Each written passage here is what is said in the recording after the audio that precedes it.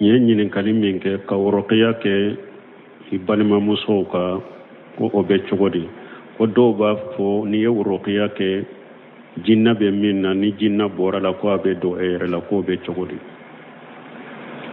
o ni e bɛ worokiya kɛ a k'a sɔrɔ limaniya b'i la alaɲɛsiranya b'i la ni hadamaden ye mumini ye alaɲɛsirabaga ɲuman ye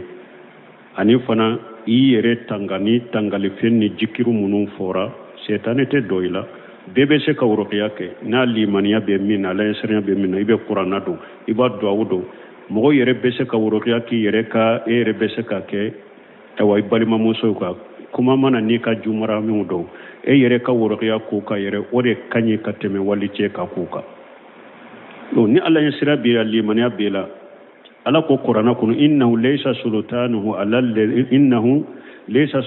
ala allazina amanu wa ala وإنه ليس له سلطان على الذين آمنوا وعلى ربهم يتوكلون ala ko sirate setane bolo kata mɔgɔ ma mɔgɔ minnu ye mu'minu ye ani mɔgɔ minnu ye ka kow da ala kan innama sultanu ala alladhina yatawallawnahu walladhina hum bihi mushrikun sira bɛ setane bolo kata mɔgɔ de ma minnu bɛ bisi setane ma u bɛ setane kow la setane minɛnw b'u bolo sira bɛ setane bolo ka t'o tigi de ma ni minnu ye setane fara ala kan donc ni alaɲɛsiranya b'i la limaniya b'i la setane ma teli ka don i la o kɔfɛ fana wagati bɛ saliji ka k'i la ani fana ajikaru minnu fɔra sɔgɔma la ajikaru minnu fɔra wula fɛ i ka to k'olu fɔ n'i b'a kɛ ka olu fɔ u b'olu matarafa ajikaru ninnu setane ma teli ka don i la masala jikiru dɔ bɛ la ilaha illallah wahdahu la sharika lahu lahul mulku wa lahul hamdu wa huwa ala kulli shay'in qadir ciren ko n'i ye nin fɔ sɔgɔma siɲɛ 100 ko ewa a bɛ baraji a bɛ ewa junubu 100 a b'o efase ka bɔ i ka junubuw la baraji 100 bɛ sabi ye ko a bɛ kɛ sababu ye fana n'i y'a fɔ sɔgɔma de o tile mɔmɛ fo ka taa wula fɛ setane tɛ se ka gɛrɛ i la n'i y'a fɔ wula fɛ de fo ka taa dugu jɛ setane tɛ gɛrɛ i la awa yomale kiyama dɔ mɔgɔ sini ka baraji ɲɔgɔnna tɛna fo ni mɔgɔ min y'a fɔ ka caya e ta kan awa a bɛ komi i ye jɔntan fana hɔrɔnya ni duwawu in kɛlɛ siɲɛ 100 sɔgɔma la ilaha illallah wahdahu la sharika lahu lahul mulku wa lahul hamdu wa huwa ala kulli shay'in qadir siɲɛ 100 sɔgɔma siɲɛ 100 wula fɛ a bɛ kɛ sababu ye setane tɛ dɔ i la a bɛ wahid abdul salam bali ruqiya tigi dɔ de tun don a ka kitabu bɛɛ dɔ ye wiqayatul insan min as-sayatin wal jinni a dɔ ye sarimul battar a ka kitabu ye ninnu fila ye a bɛ wiqaya in kɔnɔ a ko don dɔ la ale ye kalan kɛ banabagatɔ dɔ kan ko jinna kumana banabagatɔ nɛn kan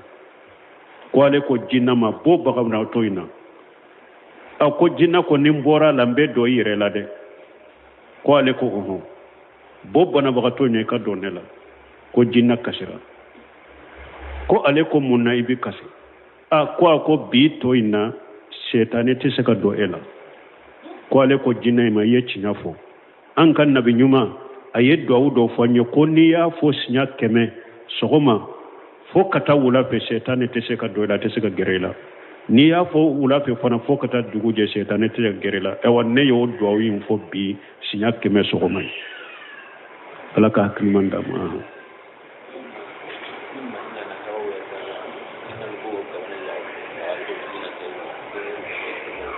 bon ko mun sababu dɔ ni jinnaw dɔɔli ka ca musow la a sababu fɔlɔ ye de mɔgɔ caman mabɔlen bɛ ala ko de ma an ye min fɔ mɔgɔ caman mabɔlen bɛ ala ko ni ala bato ni jikiru ma ni ala ko suma sababu fɔlɔ ye o de mɔgɔw mabɔlen bɛ ala ma u mabɔlen bɛ bato ma a sababu fɔlɔ ye o de sababu filanan setane minɛnw ka ca musow bolo tele lajɛ minnu filɛ nin ye filimu kunta lajɛw mɔgɔ lankolon lajɛ mɔgɔw lawuraw lajɛli dɔnkiliw mijikiw ninnu ye setane ka minɛnw de o fana b'a sababu la ani musow ka yɛrɛbila u bɛ banjanbila min na u suturalen tɛ parce que muso filɛ ni ewa cɛ ye cogoya dɔ la n'a bɛ lajarabi la cogo min dɛ setanɛw fana bɛ lajarabi muso la o cogo la n'u ye cogoya dɔ la dɔrɔn u bɛ lajarabi la u bɛ dɔ i la ani fana sababu dɔ ye mun ye n'i bɛ de ɲɔgɔn kɔnɔ jikiru dɔ de bɛ mɔgɔ faratulen b'o la n'i bɛ bɔ ɲɔgɔn kɔnɔ jikiru de bɛ mɔgɔ faratulen b'o la maana k'a yira dɔrɔn jinna n'i y'a dɔɔni cayara mɔgɔw la a fɔlɔ ye u ma bɔnnen bɛ ala ko ma filanan setanɛ minɛnw ka ca hadamadenw bolo sabanan a jikaru minnu fɔra n'olu ye tangana ye n'u bɛ hadamadenw tanga ka bɔ setanɛ ma hadamadenw t'o olu fɔ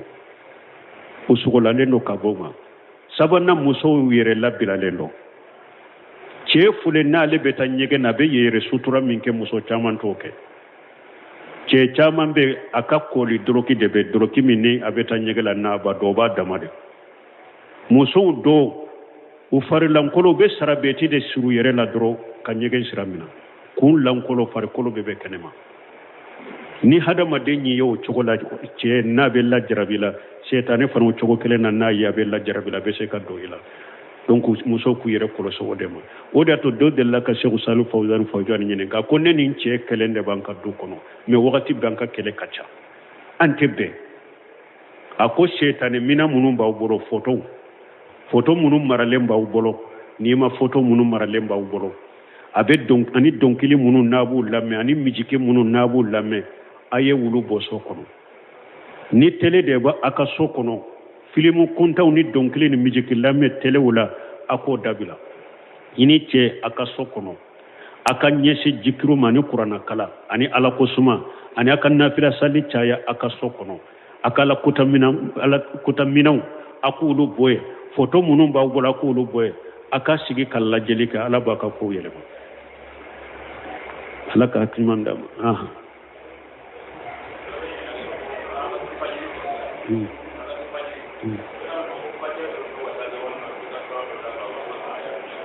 ko arakatal fajiri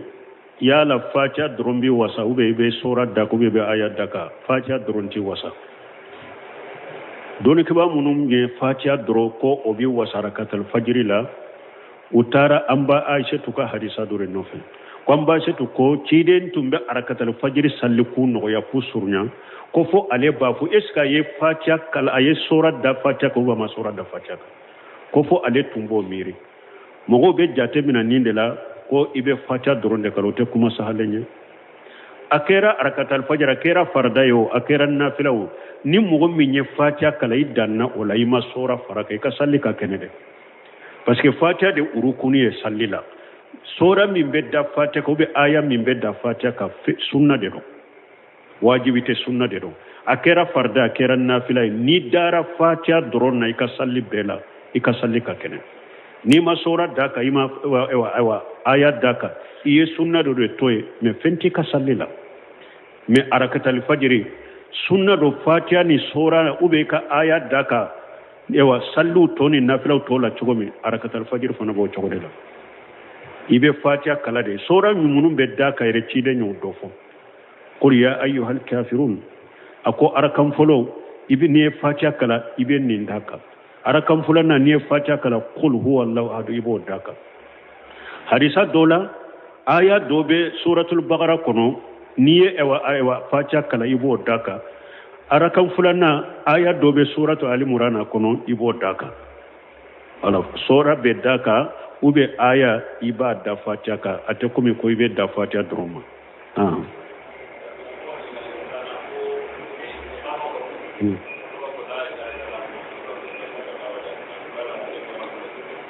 bon ko salli kɔrɔta kɔfɛ ko dɔw b'u kan kɔrɔta ko la ilaha illallah ko bɛ muhammadu rasul bɛ bɔ u bɛ to bɛɛ bon salli kɔrɔta fule dɔɔnikɛbaw ka kuma fila bɛɛ ciden ko ni salli wele baga bɛ salli wele a bɛ min fɔ i k'a fɔ a nɔfɛ ni a tilala i ka salli ciden ka salati ibrahimiya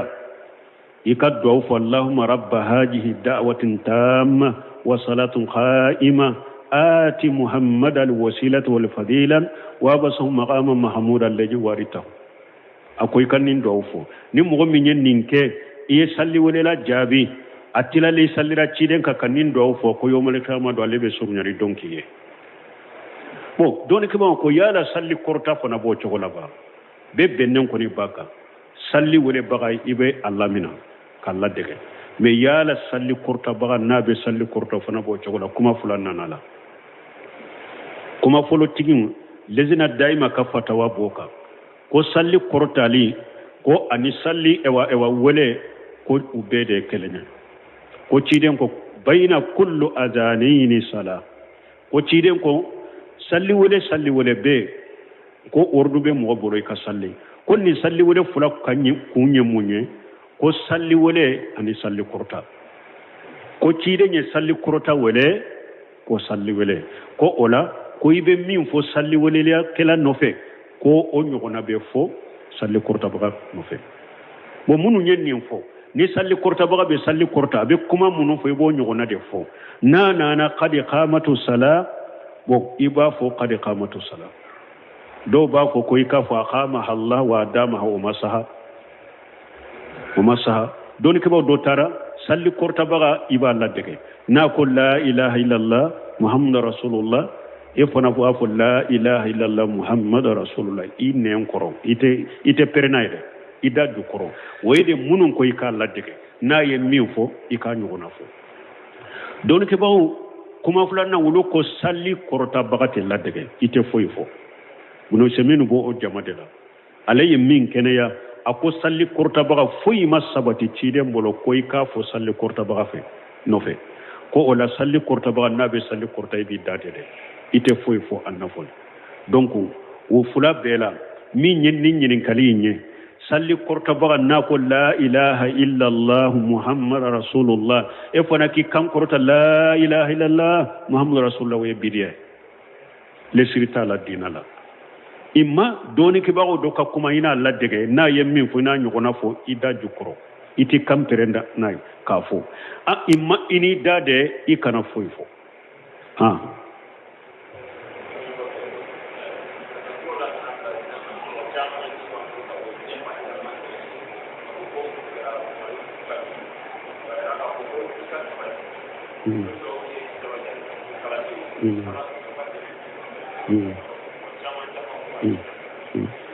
te woni nyamin fo ko mo chama ka vokalu nanu manu ka woleli ko min keranna ko yuya no se sitika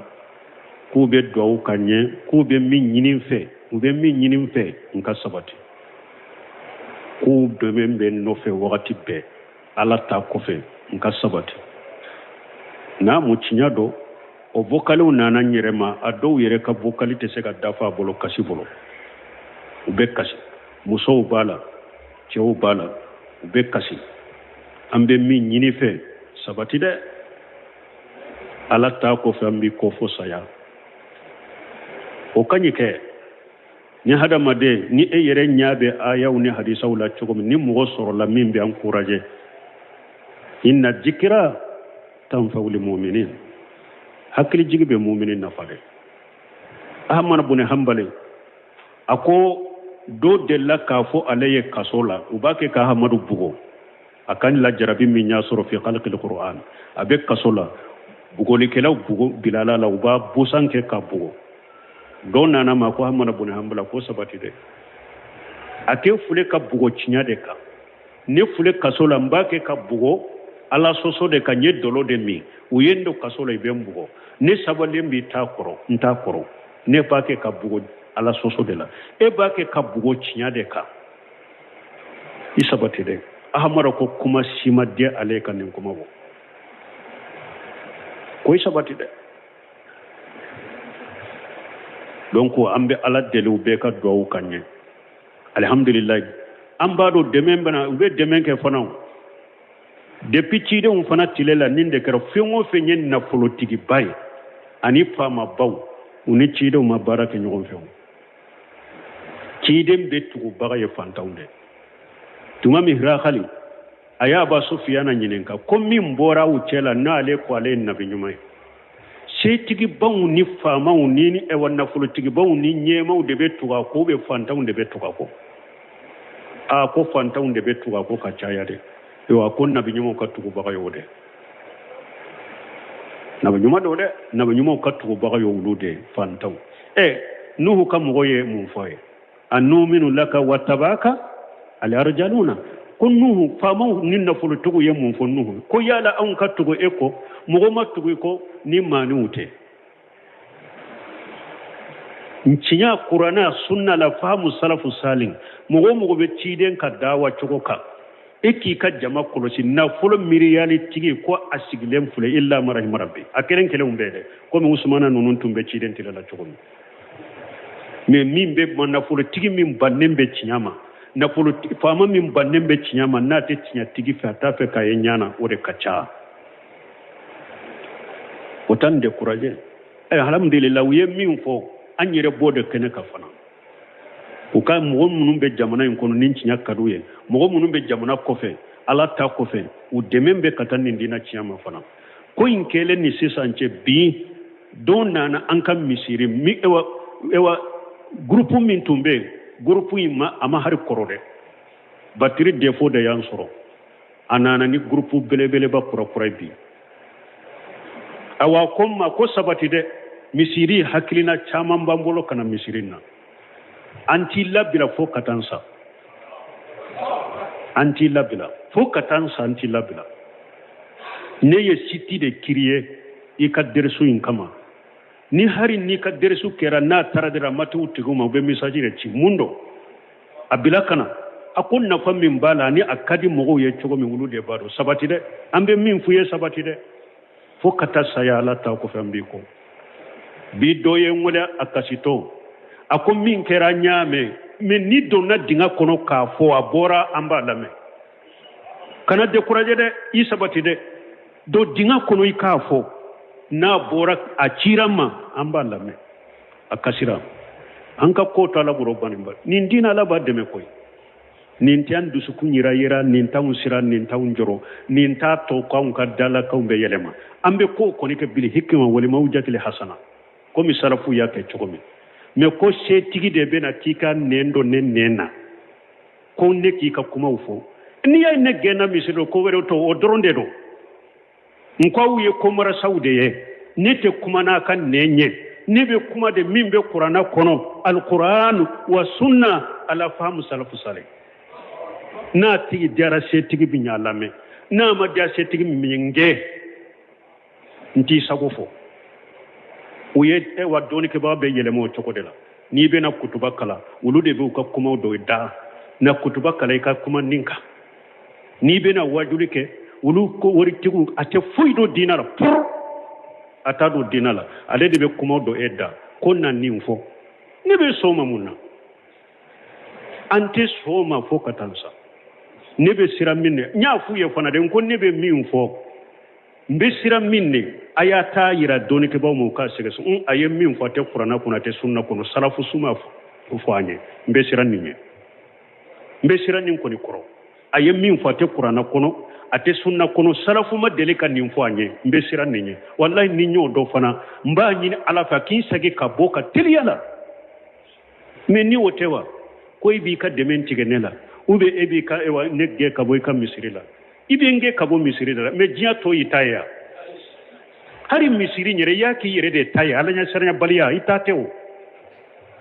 alanya saranya baliya de ya to doro yaki tay ni yenne bo ola ibe sekinge ka bo jiya kono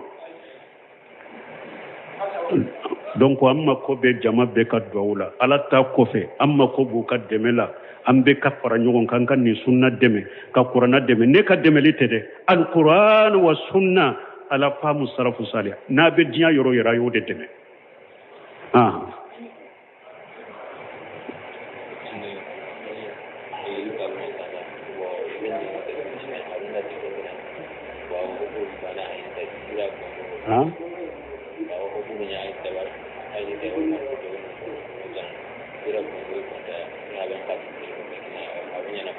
ma fa abu sarai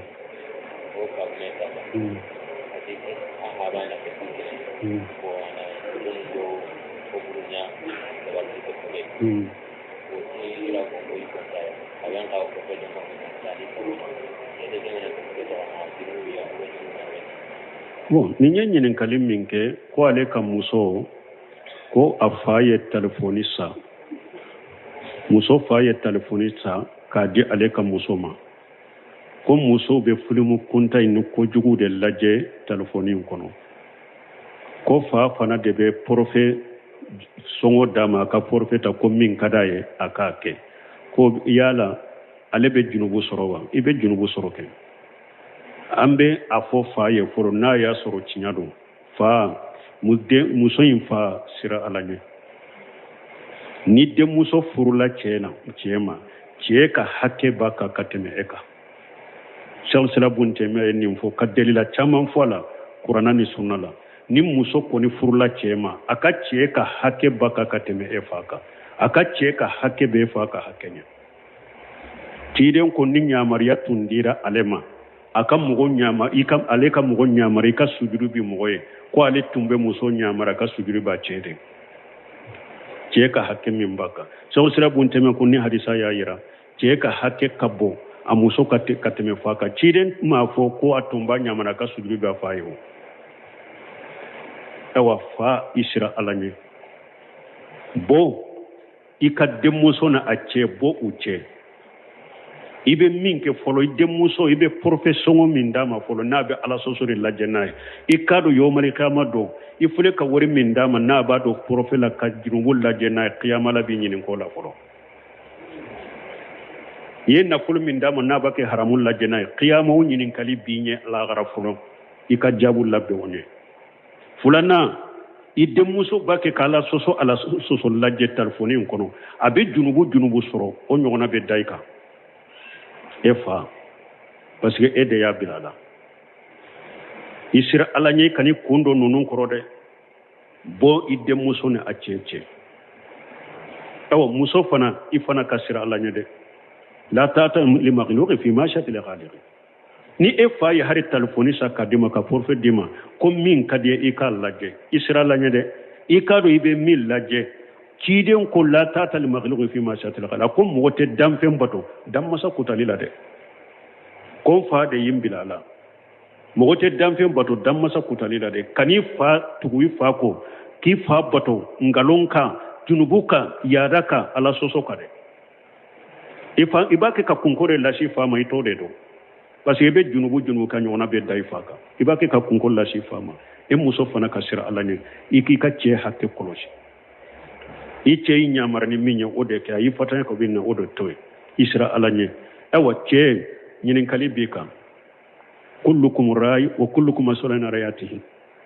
wa rajulun ra'i fi ahli baytihi wa mas'ulun an ra'iyatihi ciden ka bɛ gɛnnɛkɛla bɛɛ bɛ ɲininka i ka gɛnnɛkɛ fɛn ma e cɛ fana i ka du kɔnɔ i ka muso i denw i ye gɛnnɛkɛla de ala b'i ɲininka kunko b'i kan dɛ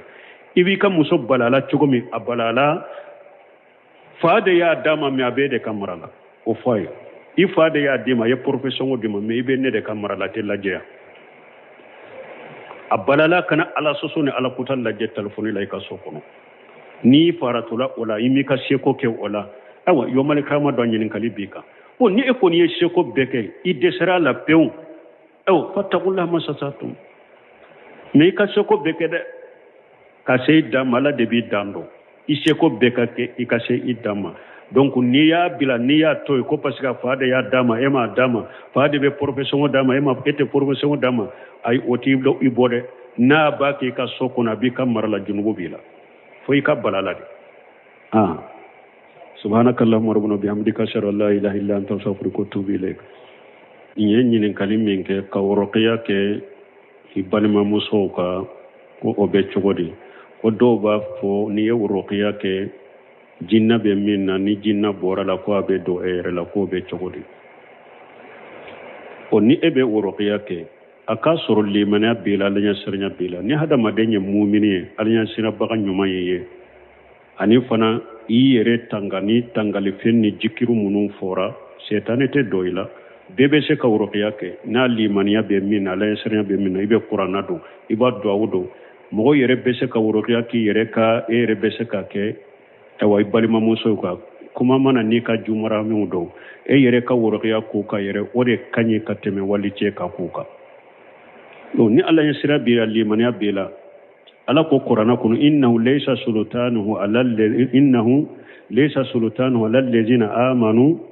wa ala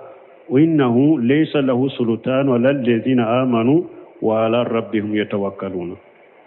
ala ko sirate setane bolo kata mogo munu nye mu'minu ye ani mogo munu nye ka koda alaka innama sultanu ala alladhina yatawallawnahu walladhina hum bihi mushrikun sirabe setane bolo kata mogo de ma munu be bisi setane ma ube setane koula setane mina umbu bolo sirabe setane bolo kato tigi de ma ni munu nye setane fara alaka donc ni alanya serenya bila limaniya bila setane mateli kado ila o kofe fana wakati be saliji ka kila ani fana ajikaru munun fora sogomala ajikaru munun fora wulafe ikata kulufo ni bake ka wulufo ubulu matrafa ajikaru nunu shetani matele kado ila masala zikru dobe la ilaha illallah wahdahu la sharika lahu lahul mulku wa lahul hamdu wa la kulli shay'in qadir ciren ko niyen ni fo sogoma sinya keme ko ewa abe baraji ewa junubu keme abo efashe kabu ka junubu la baraji keme be sabiye ko abe ke sababu fana ni ya fo sogoma de o tile mume fo kata ula fe shetane te se ka gerela ni ya fo ula fe de fo kata duguje shetane te gerela awa yomal qiyamah do mo sini ka baraji nyugona nyotena fo ni mo me nya fo ka chaya etaka awa be ko mi ye jontam fana horoya ni ndo awunkele sinya keme sogoma la ilaha illallah wahdahu la sharika lahu lahul mulku wa lahul hamdu wa la kulli shay'in qadir sinya keme sogoma sinya keme ulafe abeke sababu ye shaytanite doila abe wahid abdul salam bali ruhiya tigi do de tundo aka kitabu be doye wiqayatul insan min as-sayatin wal jinni adoye sarimul battar aka kitabu ye nunu fulay abe wiqaya in kono ako dondola leye kalanke banabagato doka ko jinna kumana banabagato nenka ko ale ko jinna ma bo bagawna toyna ako jinna ko nimbora lambe do yire la de ko ale ko ho bo banabagato ne ka donela ko jinna kasira ko ale ko munna ibi kasi ko bi toyna shetane te seka do ela ko ale ko jinna ma ye chinyafo an kan nabi nyuma aye do fanyo ko ni ya fo sinya keme sogoma fo kata wula pe shetane te seka do ela te seka gerela ni ya fo wula pe fana fo kata duguje shetane te seka gerela e wanne yo do yin fo bi sinya keme sogoma alaka kimanda ma